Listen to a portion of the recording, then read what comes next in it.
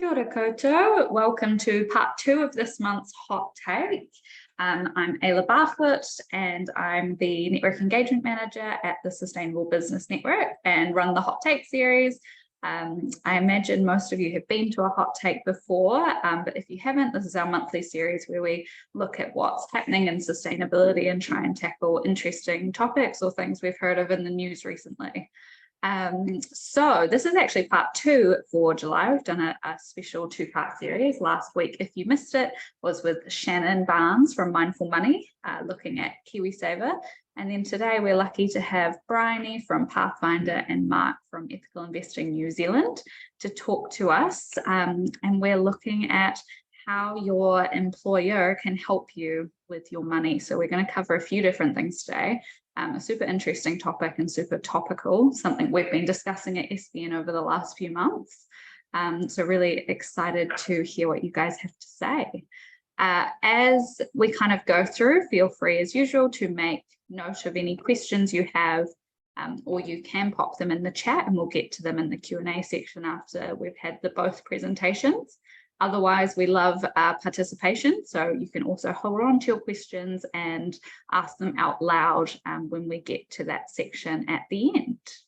So now we have, I think that's everyone connected in. I'll just keep letting people in the background, but I will pass over to Mark to get us started. Well, kia ora everyone, and thank you, Ayla. It's really lovely to be here and to present to you. It's something that Brian and I have actually talked a lot about over the last few months, and something we're both equally passionate about, this topic. So hopefully you'll get something valuable from this session. So I'll just share my screen and just bring up the presentation.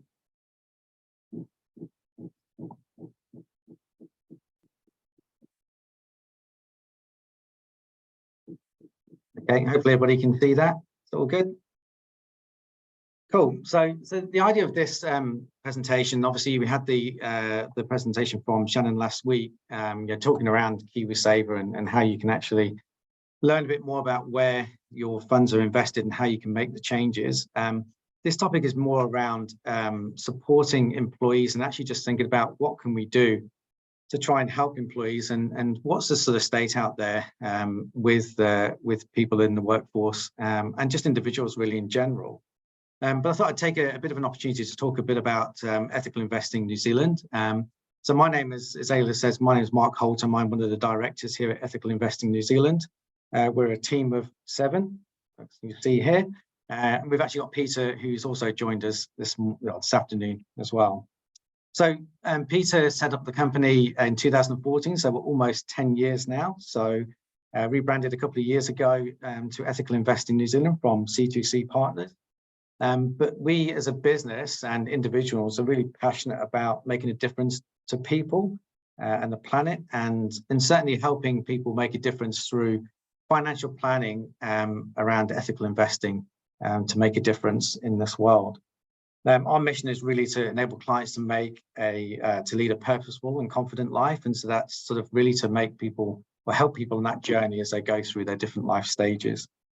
It's individuals that we help as well as family trust, but we've also had experience of working with companies and presenting to companies, and especially around their employees, or whether it's a senior leadership team or their employees, to try and educate the different aspects of financial planning, and also in different parts of investing or other areas of insurance or lending. So there's various aspects that we've really supported employees and individuals. We're very proud of what we do as a business, and that was really sort of endorsed by our award that we got last week from the Mindful Money Awards, which was the Best Ethical Financial Advisor for 2023, and we also were winners in 2022. We were joint winners this year, and so we're very proud of what we've done. So it's not only about sort of education to individuals, but it's also about putting in place really robust portfolios that are really strong around the ethical and sustainable aspect. But that's more sort of around our business itself, and so that's kind of part of the byproduct of what we do. But today's more around, as I say, employees and actually what we can do to support employees. So I thought I'd kind of just start talking about, well, what is the state of play with people out there? You know, we've got a lot of talk and press and discussions that's going on in workplace around some of the obvious things. This is kind of probably what people are feeling at the moment. We've got high interest rates because inflation being very, very high. So people's mortgage payments are going up. We're probably finding that rental payments are increasing. We've had volatile investment markets, so people's KiwiSaver balances are being fluctuating. People are being really squeezed in terms of what they can afford to pay. And so people start to think about, well, what can we cut back on? And that causes a lot of stress and anxiety for a lot of individuals. There's a study done a couple of years ago that said that there was almost 50% of employees that are suffering some kind of stress or anxiety around their finances. And so when you think about that type of concern and stress, that can have knock-on effects in terms of their health, but also about their ability to be able to work effectively in their jobs. And so there's a lot of that study talks about, probably because of health concerns, it's causing absenteeism, but there's also something called presenteeism as well. So presenteeism is around, you may be at the work, but you're not fully committed and you're not fully focused because you've got those background concerns. And so what this study showed was that a lot of people might be doing a lot of research themselves while they're at work. And so they're trying to find out the answers to some of the questions that they've got or some of the concerns they've got. And so, of course, that means that they've got that lack of productivity as well as the personal stress and anxiety it's caused. But what I wanted to sort of emphasize today as well is that there's those obvious ones that are in the press and people are talking about, but there's actually, from what we found, there's less obvious anxiety and stress that people are suffering. That's the ones, things like parents thinking, how can I get our children on the property ladder? It's very difficult, even with prices coming back over the last couple of years. We've seen interest costs increase. The rates that the banks are using to measure their affordabilities increase. So although prices have come down, the affordability is not improved. So there's still this problem of, well, what can I do to help our children get onto the property ladder? As I mentioned, we've seen markets fluctuate quite wildly over the last couple of years. So people are getting closer towards their retirement ages, going, well, how am I going to afford to live once I've finished work? When can I finish work? What fund should I be invested in? So some of these things are not so widely reported on, but equally as concerning. What we also find is that when people are really squeezed around their finances, they'll start to look at, well, what kind of things can they cut back on? And unfortunately, quite often that will be things like insurances. And those insurances can be equally as important as well. So if you've got somebody who's saying, well, that can go because that's a luxury. If something then occurs and happens and they can't work anymore, it's even worse situation they're in because maybe they've got no income. So there's a number of areas that individuals can be suffering from this stress and anxiety. And so, what we like to do and what we've done in roles is actually talk to companies, talk to employees about some of those basics around financial planning and what sort of things do you need to be thinking about and why some of these areas are really important. The other thing that I've found, and certainly from people I've spoken to, when you go through periods like we had a couple of years ago when COVID struck, and we saw quite a big drop in investment markets in a very short space of time, you'll find that people start making very panicked decisions, or they'll start looking at the research on the internet, or they'll start talking to family and friends. What should they do around their KiwiSaver? And so quite often what people will do is make a knee-jerk reaction and just go into something that feels very safe to them. So they go from maybe a growth fund and they go into something that's very conservative, which could be a really poor decision and have long-term implications.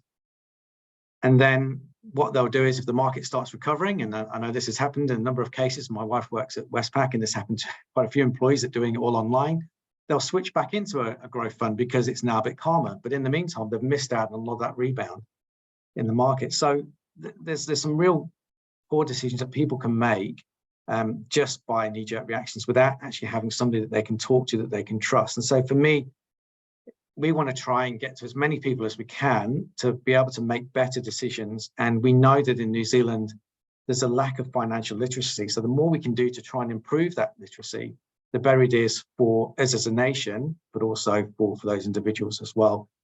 And so that's really where we're kind of looking at this sort of scenarios that we're seeing when we talk to people and from our experience when we've done presentations. So of course you've got the question, well, we've got all these issues and all these concerns, but what kind of things can we do to try and alleviate some of these issues?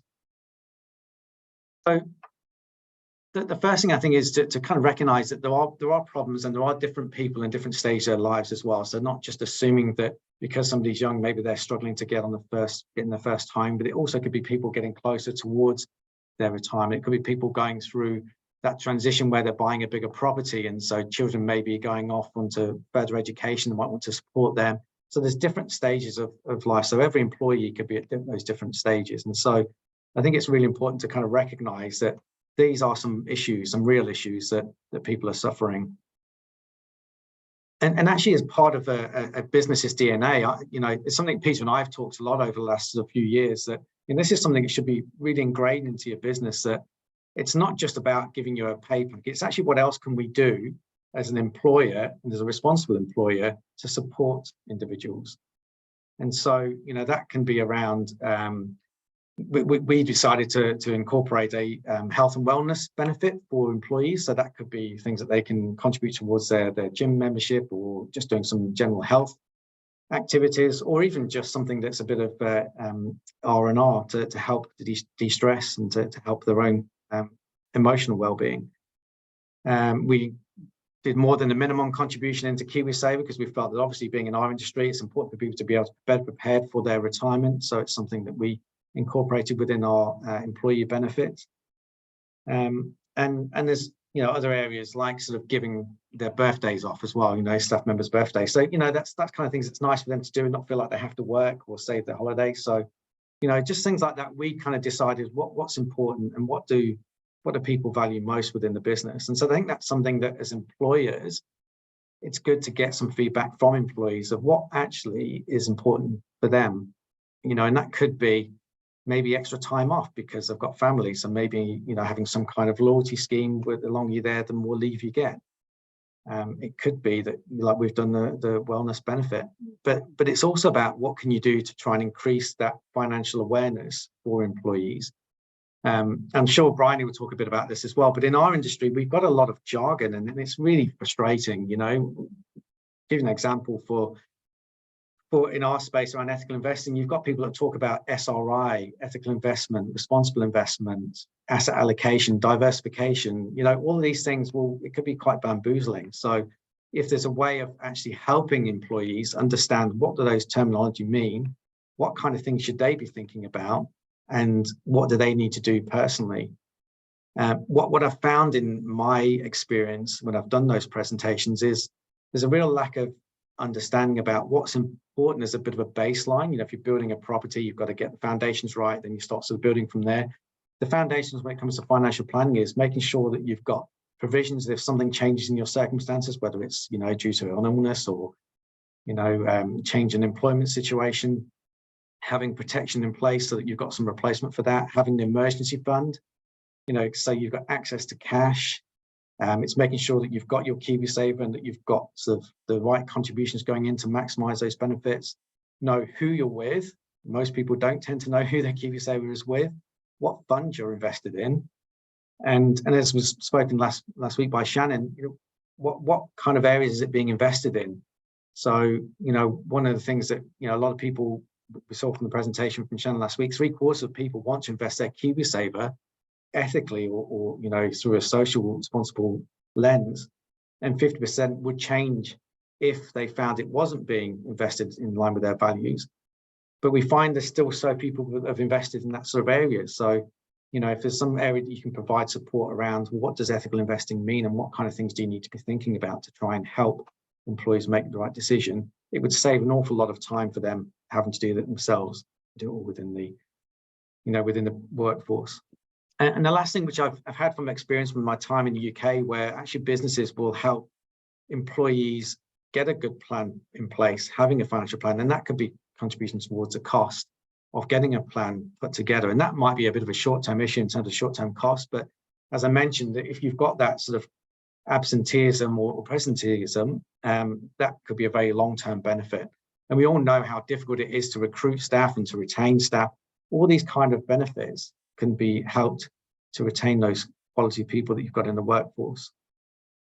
So for me, there's a lot of things you can do, and there's a lot of things that I've talked about, what as an example you could do. But I think if you think about the next sort of steps and where you can sort of flow through with this, it's actually just incorporate it within the senior leadership team or within a board meeting if you've got the board, just to actually have it on the agenda and something for you to be talking about. And actually, well, there's maybe one thing that we can do that's different, and that could be through talking to staff and actually just finding out, well, how are they all feeling? This could be through your one-on-ones. Is there anything that they've got that's concerning them? Or it could just be through a bit of a survey to say, if we were to run something or to provide some kind of assistance in this area, what are one or two areas that you'd really want to get that support with? We can't profess to be an expert in all areas. We're specialists around sort of investments, around KiwiSaver, and about planning for people's retirement. We do have some sort of knowledge around insurances and around lending, around estate planning, but we're not experts in that area. But there are other experts that we know of, or that you may know of, that you may find useful to come in and talk to staff around those areas. But if you don't, then as I say, we've got some really great contacts that can help. But again, it could be that you find that maybe it's around, is there something we can do to help staff around insurance provisions to make sure that if something happens to them, that they're protected? And so then talking to a suitable professional. And I think actually having something, whatever it is that you feel that could be beneficial for employees, just have it as a core part of a wellbeing program, something that shows that you are really, you value your employees and that you want to look after them physically as well as mentally. So I think that's something that, it stands you out from the rest of the crowd. So, and then just sees you as a real responsible employer. And really lastly, just to kind of make a first step, really. So it's just to do something, and whether it is just an engagement with staff, whether it is just something that you talk about between yourselves, what we could do. But, as a business, we're more than happy to help. If you just want to have a conversation, here's my contact details. So if you wanted to just catch up for coffee and just have a chat about what sort of areas or things that you're thinking of and what you do to help, then we're more than happy to help. And, we've done, as I said before, presentations to employees around financial planning 101, or whether it's investments or whether it's ethical investing, what is different types of assets and how do they all work, and how would KiwiSaver work, what type of funds you'd be thinking about. That's the sort of areas that we can support employees as well. So I'm more than happy to have a discussion if it's something that will be of value. But that's it from me, really. And yeah, hopefully that'll be some help, and I'll be around to answer some questions at the end of Bryony's presentation. So I will stop sharing and pass on to Bryony. Thanks, Mark. Yeah, over to you, Bryony. Thank you, Mark. That was brilliant. Really, really enjoyed everything. I was scribbling down notes that maybe I can pass on to my employer as well. Right, I'm going to share my screen. Bear with me just a second. Okay, let's see how we go. We did practice this before I started, but I wouldn't be surprised if it takes me a second. Here we go. Okay. Right. Beautiful. Perfect. Yes, we're good to go. Oh, no, now we see the notes. So if you just switch display settings at the top, if you just switch the screens. So where it says display settings in the middle. Maybe this one. Is this better? No, that hasn't changed for us. Okay, bear with me. I'm going to come out and try again. No worries. Okay. Sorry. No, all good. Okay. How about now? No? No, nothing for us yet. Okay. Why is this? I'm really sorry. No, it's all good. Okay. Starting to fire up. Take 3. And then presenter mode. Yeah, that's perfect. No. Yes. If you press.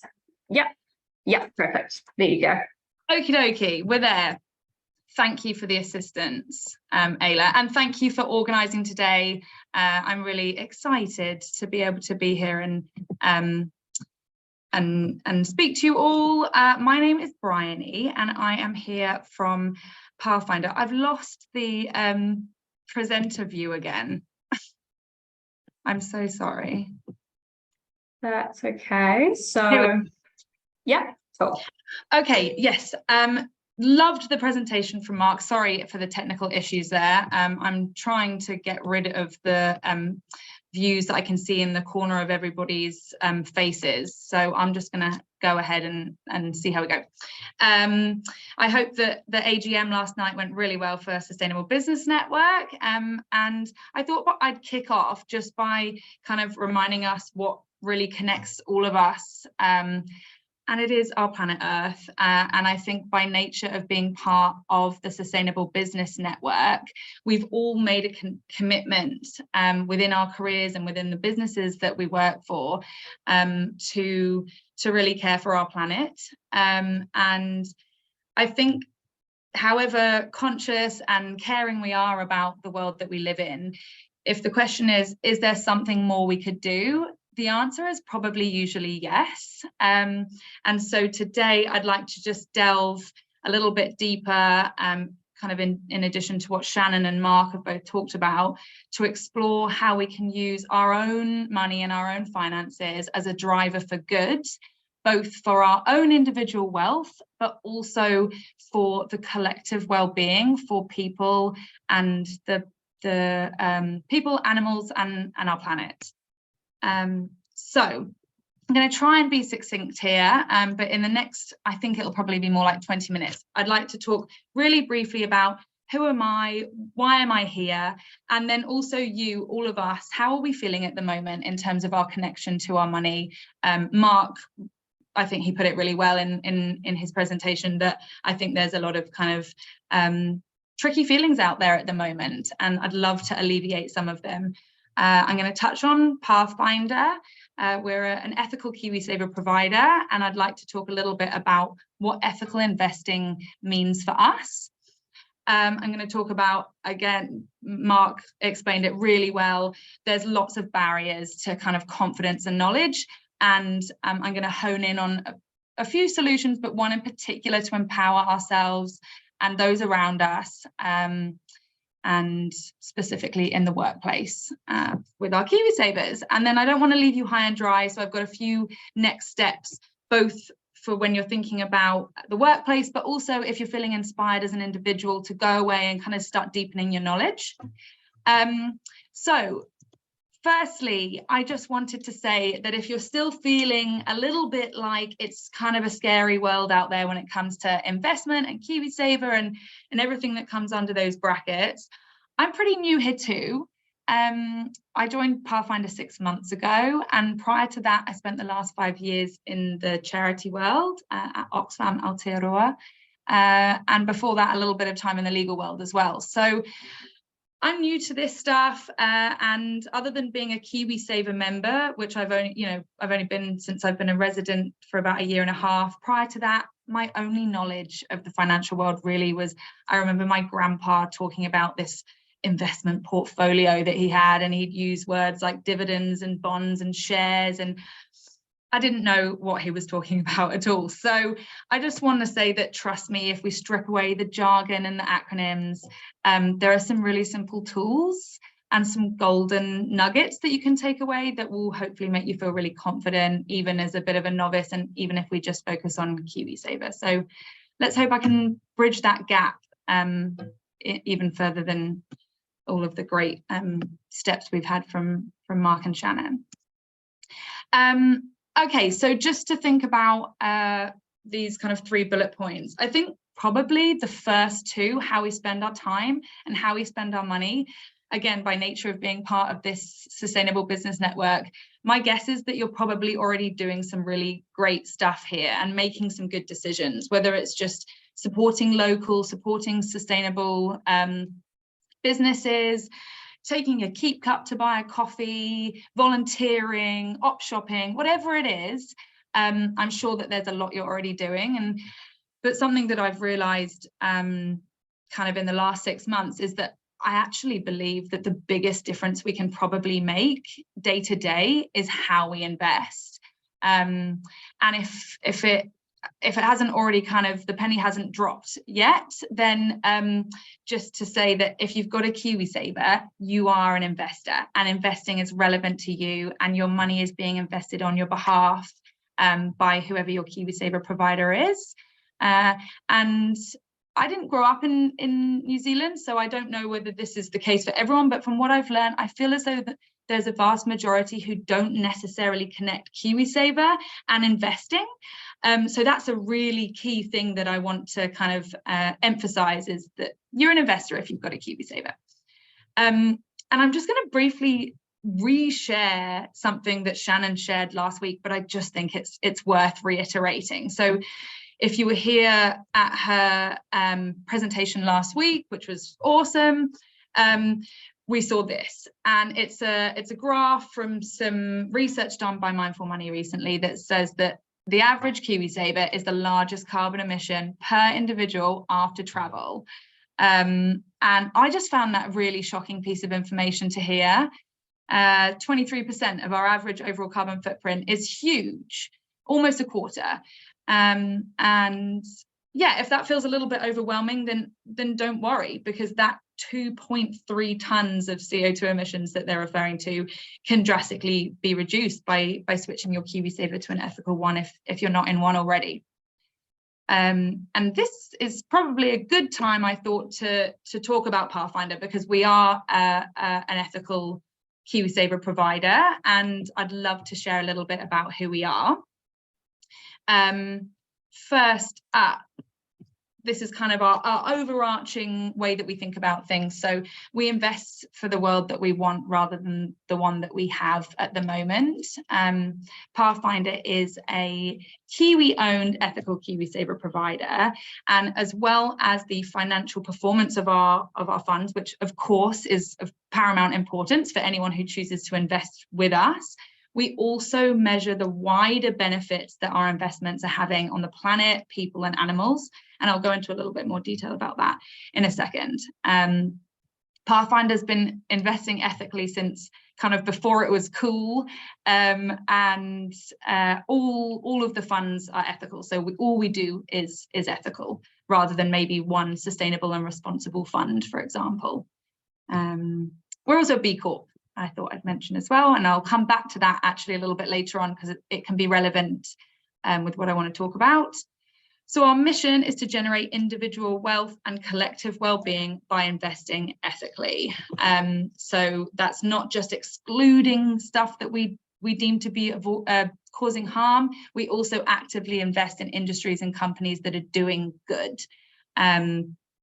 And I don't know about everybody here today, but sometimes the word individual wealth can feel a little bit too selfish or something. But of course, individual wealth is important to all of us. And that's why anyone here who's got a KiwiSaver is because we're thinking about our future wealth and our retirement and the hopes for an enjoyable retirement. Or maybe you're saving for your first home, for example. Either way, our individual wealth is important to us. We can't hide away from the fact that we rely on money, unless you live on a commune and exchange courgettes for carrots or something, which would be lovely, maybe one day. So what does investing ethically mean in this space? I'm going to touch a little bit further into Pathfinder's approach to ethical investing, and then I'm going to come back to the workplace. So yes, you might remember Shannon at the end of her presentation last week had this slide that kind of went from red to green, looking at traditional funds through to impact investing, and it felt really good to look at that and just feel proud that Pathfinder's just really ticking all the boxes that Mindful Money and lots of others in this space see as kind of the best case scenario for the future of investing and ethical investing. So we've got an ethical investment policy that guides and houses our co-pupper, and then that's kind of executed by our investment team, who are awesome. So we've got these ethical values, and whether it's Pathfinder or another provider, I really encourage you to go and look into the values and guiding principles of whoever your provider is, if you're somebody who's values driven. So we've got respecting people, the planet and animals, and here's a non-exhaustive list of what that means to us. I believe that we're the only KiwiSaver provider who are completely animal cruelty free. So if you're an animal lover, go and check us out. So number one in the way that we do this is avoiding harm. So most of the time when you're thinking about ethical investing, there will be exclusions that are there to kind of push out all the bad stuff. We've got quite an extensive list here. I won't go into detail, but if you want to ask some questions around that at the end, please feel free. But we feel that exclusions alone are not enough. It's getting rid of the harm, but it's not necessarily actively investing in the good. So here are the kind of 4 other ways we do it. So we've got ESG and carbon. Shannon talked about this really eloquently last week, so I won't go into too much detail, but essentially we look at positive screening across all of these bullet points actually. ESG is the environmental, social and governance behaviors and policies of companies that we're looking to invest in on behalf of our members. So environmental is, you know, how are they looking after the planet? And then social is people, whether that's employees, stakeholders, suppliers, etc. How does that company kind of keep people in mind with their practices? And then governance is looking at the policies and how do the directors run the company itself, essentially? What are the regulations for company functions? And then carbon is looking at, what kind of emissions are associated with that company. Then we've got sustainable themes, which I love. We tilt our portfolio towards sustainable themes. So that's renewable energy, community housing, water, and women's livelihood as well, which is super cool.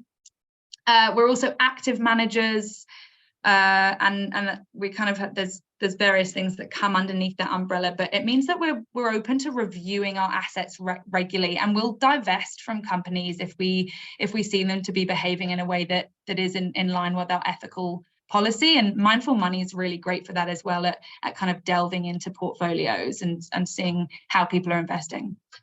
We also engage with companies to actively promote positive change, primarily in New Zealand for that. We vote at resolutions at company meetings to influence corporate behavior, and we'll advocate for ethical investing as well. And that's at presentations like this and in the media and articles and various other platforms. And then lastly, we've got impact investing, which is, for us, there's no kind of key definition to impact investing, but in our view, that's investing in private companies that aren't on the stock market. And this will be a small percentage of what's inside the funds. But we look at companies that are just doing incredible, ethical, sustainable mahi and making positive impact. And again, time-wise, I'm not going to go into these, but look up Woolaid, Lodestone, or the Women's Livelihood Bond to see the type of impact investing that you can be part of if you want to choose Pathfinder or look into Pathfinder. And then something that I'm really proud of and wanted to share is that we've got a social enterprise aspect to Pathfinder. So if you've got a KiwiSaver, you'll know that you pay a management fee towards your provider, and that's for them to make decisions on your behalf and look after your money.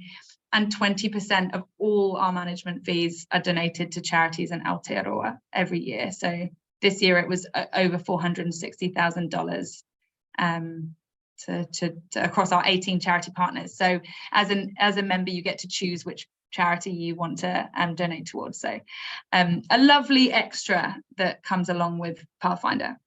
Oh, and here we are at the Mindful Money Awards. I'm the one in the mustard skirt. Mindful Money, I just actually another opportunity to just shout out Mindful Money, and also congratulations to Ethical Investing New Zealand for their recent award. I think it's a really brilliant thing to celebrate and acknowledge when organisations are doing great mahi, and we're really proud that we've got some awards, and there are a few that we won recently that aren't on this screen. And then a question that I think is really important to touch on is, do you have to compromise on returns in order to invest ethically? And the answer is no. You can make money ethically, and Shannon touched on this last week, and research is showing that actually ethical investing is doing better than traditional funds, and a lot of that's around ESG initiatives, you know, where companies tend to have stronger corporate governance and are more profitable in the long run. And Pathfinder at the moment, actually, since our inception, are at #1 across all 3 of our funds, which is conservative, balance, and growth funds, which we're really proud of. And it feels really promising for the future of investing and doing it without compromise. So, okay, there's a lot of words on this screen, and I don't want you to read them all, but I put them all here to make a point that there are lots of barriers to financial well-being in Aotearoa, and it is overwhelming. And so my slide is overwhelming. So don't read it all. Mark touched on it before. There's jargon, there's, you know, not feeling comfortable around risk, what risk means, and fees and fund types. There's fears that it might be time consuming to think about your KiwiSaver and your investments. And there's greenwashing out there, and feelings of suspicion and distrust. There's so much that holds us back as individuals. And so what I feel really passionate about, and what I've kind of really realized in the last few months, is that where I see a gap is around education and access to information.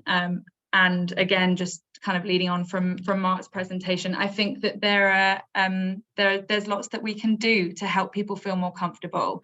And it's only since I've learned a lot in the last 6 months that I realized what an advantage it is to just know the foundations and the basics, and how much more confident you can feel.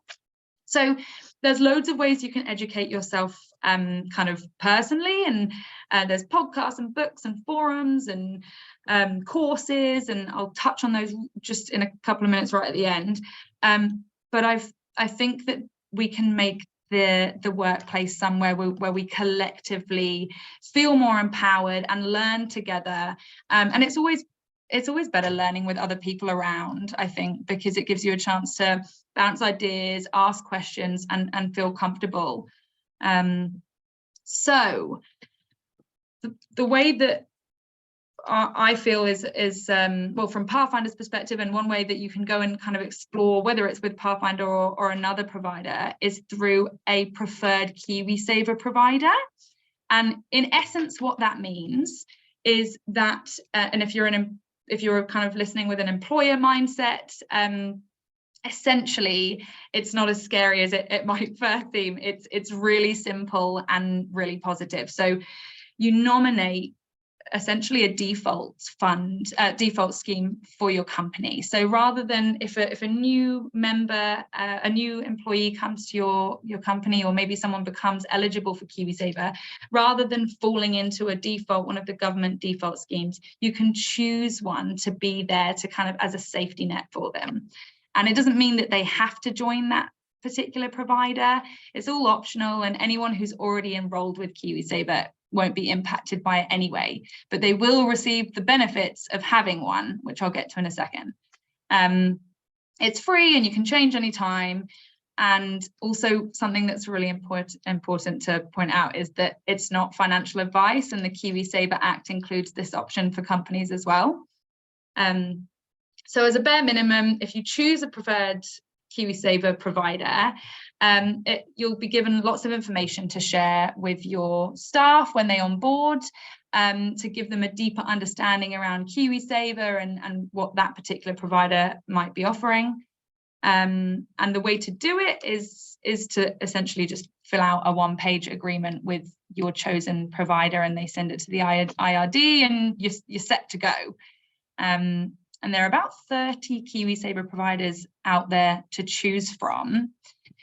So what are the benefits of this beyond just kind of what I've explained here? So for an employee, and if you're an employee listening and thinking, how could this be beneficial for me? immediately you've got a kind of a deeper connection to your financial well-being simply by being provided with some information to consider. And even if you choose not to go ahead with the provider that your employer has put in front of you, it might just get those cogs turning to think about what is right for you.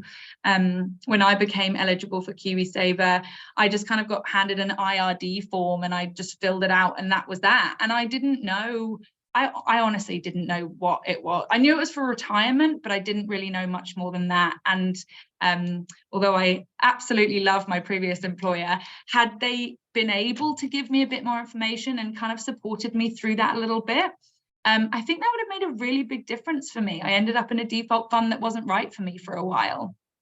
Yeah, so a real sense of care for your employer. And if you're someone who's listening more from a kind of HR perspective or CEO or whatever it might be, then I think if you're sustainability driven, it's brilliant to be in the know. And if you choose a preferred provider that is ethical and sustainable, then that you can have that really nice feeling of knowing that any contributions you make towards employees, KiwiSavers who have chosen that provider, are going to be going and being invested in industries that align with your company rather than maybe ones that don't align. And it's also a really great retention and recruitment tool. It's kind of, as Mark was talking about earlier, employee wellbeing packages are just such an incentive for people who are looking for new roles, so or wanting to stay at the place they're already at. And I think it's just a really nice onboarding engagement piece as well when somebody's joining, just to kind of get to know them a little bit more and make them feel supported when they're joining your organization. And I'd like to just give a quick shout out to the Sustainable Business Network, who very recently chose Pathfinder as their preferred KiwiSaver provider. And we're super excited and really proud to be chosen by SBN, and really excited to get in front of the staff and do some education. Actually, which brings me on to my next and pretty much final point, which is each different preferred provider or each different KiwiSaver provider will have a different package that comes along with this option. And at Pathfinder, we believe that the education piece is key. And so by choosing Pathfinder, essentially what happens is you then have ongoing access to free education for staff. We do presentations on KiwiSaver 101 and ethical investing. There's access to in-house financial advice as well. And we've got an upcoming digital series, which I'm so excited about. It's going to be on the foundations of all things financial, and will hopefully give a really great basis for financial literacy. And that's going to be available for all employees, whether or not they choose Pathfinder. Also, because we're a B Corp, if you're on a B Corp journey, then you actually gain B Corp certification points by choosing Pathfinder because of our ethical and sustainable nature. So nice little bonus there. If you're on the journey to becoming a B Corp, every little counts, every point counts. So yeah. And yeah, in general, it just supports your sustainability goals as well. And here's some images of some of our really lovely, beautiful documents that we share to help, even further that education for employees. So I'm almost at 25 minutes, so I must stop. Let me leave you with this and just screenshot it if it's easier. If you're an employer or you're in HR and you would like to have a coffee and just hear a little bit more, please call me or email me. We can meet up with no expectation. I can just tell you a little bit more information or send you some documents. And then if you're feeling inspired, Mindful Money and Ethical Investing are both brilliant. Jump on their websites and go and have a look. And then I've just put here some other examples of ways you can deepen your own knowledge. I recently did the Curve course. It was incredible. I feel so much more empowered around investing. They also have a podcast, same with Girls That Invest and Keep the Change. They've got Instagram pages, and Frances Cook, she talked at the Mindful Money awards, and she puts investing into plain English, and she's great. And if you just want to go away and start investing right away, then Sharesies is a really great platform to use for small amounts and just testing it out and see how you feel. And if you'd like to switch your KiwiSaver, whether it's to Pathfinder or anyone else, something that I just want to really, my final takeaway is that it takes 2 minutes, 3 minutes. All you need is your IRD number. It's free. It's really easy. So don't let the thought that it's going to be time consuming or complicated hold you back from making a decision that's right for you. So there we go. That's it. Money isn't inherently good or bad. It's how we use it that matters. And there's loads of really amazing options out there to make some ethical, sustainable decisions. Thank you very much. Awesome. Thank you so much, Bryony and Mark. Those were both super presentations. I learned heaps and heaps, which was fantastic. So we're at the Q&A portion of today. So feel free to either pop your camera on if you want to ask something out loud, or pop something in the chat. But I just wanted to, kind of comment on a few bits as you guys were speaking. I think that the staff sort of well-being piece is such a key part of what you both spoke about. More and more, I'm getting businesses coming to talk to me about how they retain the great staff they have, but also in this kind of hard time to attract new staff, what are some things they can do? And so I think this is a really good piece of the puzzle that often they don't really think about. But I think by, say, having a preferred KiwiSaver provider, or even talking about ethical investing, you're just, again, showing potential new staff that your values of your business align across all kind of parts, which is what new people in the workforce are looking for. They want their home values to align with their work values. So it's just another way that you can really make a show that you're serious about sustainability. Awesome.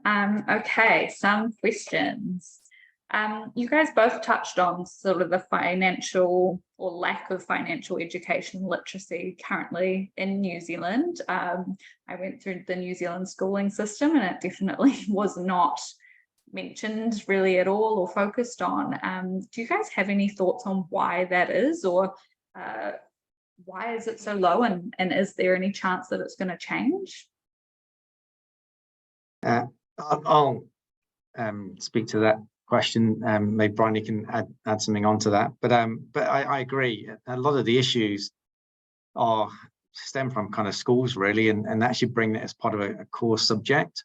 And I don't see, that's really changing a lot at the moment, and it really should be, as early as possible, getting that sort of education in and follow through, not just do it for a year or two, but actually just all the way through, like, especially when people go through onto university, and then people can suddenly start racking up huge amounts of debt without any kind of understanding of the consequences of what that means going forward and how that's going to get paid. And then, you're suddenly in a difficult position. It's I think it's really just something that's got to be ingrained in schools. There's a company called Banker that we're looking, they've tried to get into schools and get schools to sort of help and support, and that helps.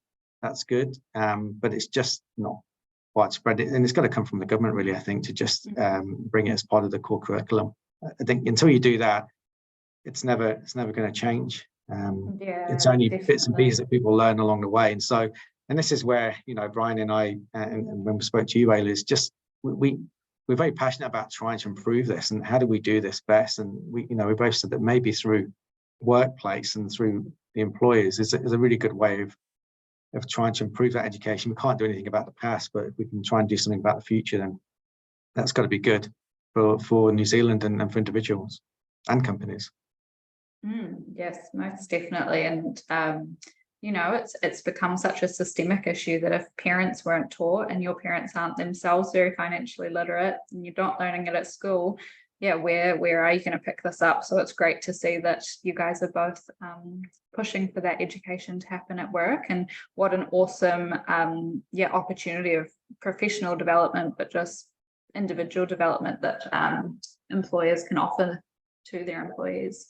Yeah, just, I don't know, I think even it's just some simple things that people can understand. You know, I've done presentations for companies that are going through a transition where staff were being made redundant, and obviously we're going to be getting some cash coming in, and you know, just explain to people that not to make any rash decision. If you suddenly get cash coming quickly, the tendency is to go and spend and you know, go and buy a new car perhaps that they probably don't necessarily need. But also just things like, you know, loans, you know, understanding that actually what are the different rates of interest you pay on loans, and you know, what's considered probably more of a good loan rather than a bad loan, you know, so high interest overdrafts or credit cards, you know, how much of a difference it can make by actually just paying off some of those ones first. And then you start talking about things like emergency funds and things like that. So yeah, it's just some simple basic things that can really be a great foundation for people going forward. It doesn't have to be too complicated, but just some simple things that they can take away and use going forward. Yeah, great. Do you have anything to add there, Bryony?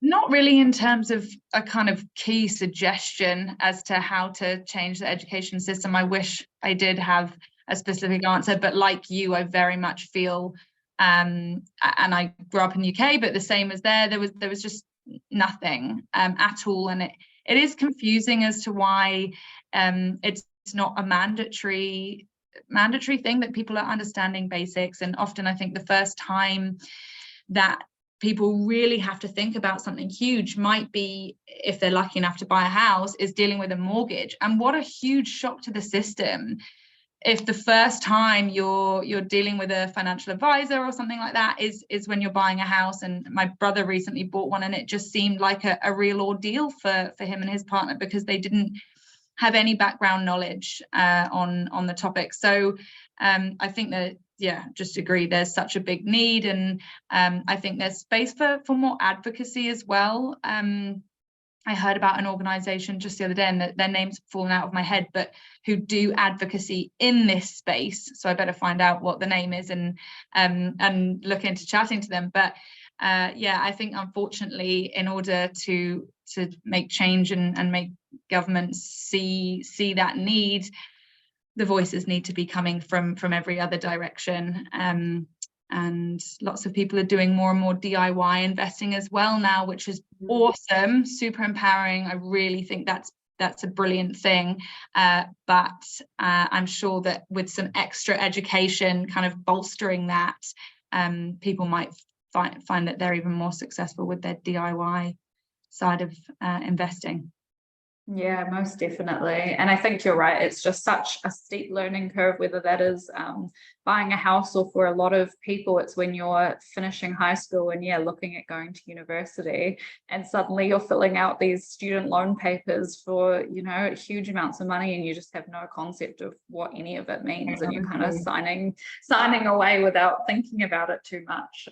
So yeah, definitely awesome to have you guys on today to clear up some myths, and especially, Bryony, raising that if you have a KiwiSaver, you're already an investor. I think a lot of people do kind of forget that part of it, especially if you have had KiwiSaver just tucked away. You don't really think about it. You've had it since you were quite young. It just kind of ticks over and you don't think about it. So it's been awesome to learn lots in these sessions. We just have a couple more minutes, but I did have one more question. Mark, you spoke a lot about what steps people within sort of the SLT can take to start making these changes.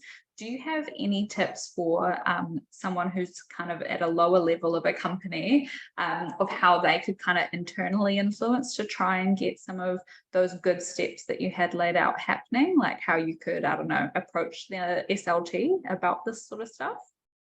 I think probably just the fact that you've heard from today, really, and that there's things that perhaps that you don't know and actually would find quite valuable. So I think sometimes it can be companies that they're just so busy within the business and don't necessarily always think about this, really. That, like I said at the beginning, there's lots of obvious things that people are reading about and think that probably staff have got concern about, but actually they probably don't know unless they're really going into a bit more depth during the one-on-one conversation that actually, how are you really feeling, you know, in your own sort of private life. And so I think it's maybe at the next one-on-one that you have, you know, with your manager, just to raise that subject and just say, look, I listened to a presentation and, you know, some really good things that potentially would be valuable for me, and it may be the same for other staff as well. You know, is it something that you would consider? And even if they do have that conversation, you know, as a management team, at least it's a start, and it's something that it's on the radar really. And like Bryony said, even if it's a simple thing of just saying, well, maybe we take away some of that concern around, well, who do I have with my provider for KiwiSaver? And I don't know who, and, you know, what fundament, at least if I've got, you know, preferred provider agreement through somebody like PAF, or even if it's another company, you've had some kind of reassurance from the employee that they've kind of looked into it a bit. You know, that's just one simple thing that, you know, can be a real benefit. And it's not like you're stuck in it for life, you know, you can change it in the future. So, but it's just one less thing to worry about really. So yeah, I think it's just bringing it into the conversation, just say, it would be valuable, and get them to listen to this webinar.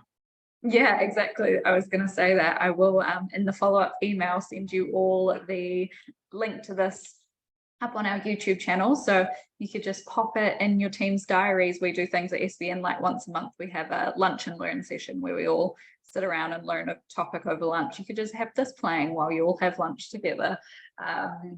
Or share it on your team's communication channels and say, this was really interesting, something we should think about as a team. So I'll make sure to share that. And I will share Mark and Bryony's contact details and a few of the different resources that they touched on today. So you'll have lots of reading to do. But we're about to close off. So Bryony or Mark, do you have anything left to add? There's actually one thing I've just thought about, actually, just, you know, to what we were talking about, the first question around trying to improve education and youngsters and get in early. One of the things I did for my daughter right from when she was born was set her up for KiwiSaver. You don't get the $1,000 kickstart that you used to have, but even if that's not the case, the fact, even if you put small amounts away, that can be used towards their first home in the future, as long as the rules don't change. It means that they get a statement come through that shows how much they've got. So that then, you know, as they see balances increasing, it can help with conversations as they get older, and to help them understand the concepts behind investing and what KiwiSaver is. So that's a good way. It doesn't need to cost an awful lot, and you know it's going to benefit your child one day anyway. So it's a good way to help having those conversations, what it is and why you're doing it for them. Yeah, that's a great tip. Bryony, anything you'd like to add before we close off? Nothing other than if you haven't already, I really encourage you to go on the Mindful Money website and check out your KiwiSaver and see whether it's feeling good for you. And then also just a pleasure to be talking alongside Mark. We've had some really great, interesting conversations recently about our shared passion for education, and it's just really lovely to have an opportunity to talk with him. So thank you very much. Thank you, Bryony. Yeah, and thank you, thank you for letting us present today. No, it's been fantastic, so interesting, and yeah, a real great learning opportunity for us all. So thank you both for your time and expertise, and thank you all for joining us, and I will see you all hopefully next month at the Hot Take. So I will close us off now. Ka kite everybody, and thank you again. Okay. Bye.